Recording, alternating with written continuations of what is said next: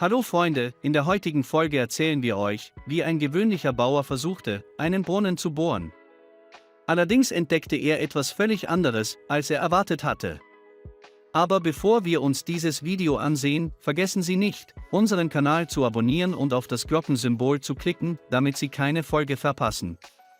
In den letzten Jahrhunderten waren die Menschen aktiv an der Entwicklung der Technologie beteiligt. Und je mehr Neuheiten sie für sich entdeckten, desto häufiger stießen sie auf unerklärliche Phänomene und die Fakten, die sie später ausprobierten. Erkunden Sie diese Phänomene und Fakten, überwinden Sie Hindernisse, nutzen Sie Erfindungen und Entdeckungen zu Ihrem Vorteil. Der Anfang der ganzen Geschichte reicht bis in die ersten Jahre des letzten Jahrhunderts zurück. Ein im Bundesstaat Nevada lebender Mann versuchte, auf seiner eigenen Farm ein Unternehmen zu gründen, doch inmitten der riesigen Wüstengebiete war es schwierig, eine Wasserquelle zu finden. Er begann einen Brunnen zu bohren, er wusste nicht, in welcher Tiefe sich die Wasserschicht befinden könnte. Nachdem der Bauer viel Arbeit beim Bohren des Brunnens geleistet hatte, wurde klar, dass er gefunden wurde. Vor allem ist das Wasser sehr heiß und erreicht eine Temperatur von 100 Grad Celsius. Der Mann gab nicht auf und bohrte weiter, doch unter diesen Bedingungen gelang es ihm nicht, das gewünschte Ergebnis zu erzielen. Nach einer gewissen Zeit gab der Bauer sein Vorhaben auf und kam nicht mehr darauf zurück. Er bewirtschaftete seinen Hof, wenn auch nicht in dem Umfang, den er ursprünglich geplant hatte, und erst etwa 60 Jahre später versuchten die neuen Besitzer des Hofes, an derselben Stelle auch einen Brunnen zu bohren. Im Wissen um das Scheitern des vorherigen Versuchs, die Sonde zu bohren, kamen sie zu dem Schluss, dass eine spezielle Bohrtechnik erforderlich sein würde.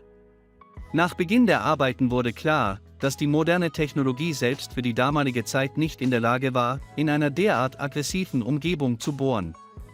Doch den Landwirten gelang es, ein besseres Ergebnis zu erzielen als ihre Vorgänger. Das gefundene Wasser begann zu pulsieren und stieg unter Druck an die Oberfläche. Damit begann die Geschichte der Schöpfung und Entwicklung. Der Geysir, der derzeit die Aufmerksamkeit tausender Touristen auf sich zieht, liegt in der Wüste im Bundesstaat Nevada. Es ist eine gemeinsame Arbeit von Mensch und Natur. Der Geysir tauchte nicht unmittelbar nach der letzten Bohrung auf, die robuste Bohrausrüstung durchbrach höchstwahrscheinlich die Wände der geothermischen Tasche, durch die langsam ein Wasserstrahl zu sickern begann. Einige Jahre später gelangte diese Strömung an die Oberfläche und ihre Höhe hat im Vergleich zu ihrem ursprünglichen Zustand zugenommen. Um den Geysir herum wächst ständig eine harte Schicht mit einer Bizarrenform, und aus der Spitze dieser Formation sprudelt ein Wasserstrahl heraus, der mit allen Farben spielt. Insgesamt spuckt der Geysir 3 Wasserströme aus, deren Volumen jedes Jahr zunimmt, da zusammen mit dem Wasser verschiedene Mineralien und Verbindungen aus dem Boden aufsteigen, die an der Oberfläche kristallisieren und sich in feste Partikel verwandeln. Mittlerweile wiegt der Geysir inklusive der darunter liegenden Schicht mehrere Tonnen. Seine Farbe ändert sich je nach Jahreszeit und den jeweiligen Bedingungen. Die Zusammensetzung des Wassers im Inneren wird durch Cyanobakterien bestimmt. Derzeit findet eine aktive Entwicklung des Lebensraums rund um den Geysir statt. Mehrere Fisch- und Vogelarten haben sich in der Ortschaft niedergelassen und versorgen den Ort.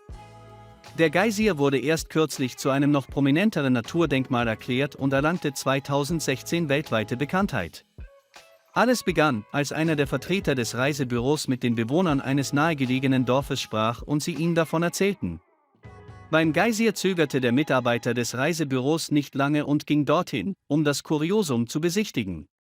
Der Reiseveranstalter kündigte fast sofort seine Absicht an, Touren zu diesen Orten für Touristengruppen zu organisieren. Der Geysir wurde bei Amerikanern und Ausländern beliebt. Touristen. Heutzutage kommen Scharen von Touristen dorthin, um den wunderbaren Anblick dieses außergewöhnlichen Wunders zu genießen. Der Geysir ist ein Gemeinschaftswerk von Mensch und Natur und wird nicht nur von neugierigen Touristen, sondern auch von Fotografen besucht. Ich möchte die wunderschönen Farben dieser Formation verewigen, die der Landschaft einen unverwechselbaren Charakter verleihen. Und das ist alles für heute, Freunde, schreiben Kommentare. Abonnieren Sie den Kanal und vergessen Sie nicht, ihn zu liken. Wir sehen uns bald wieder.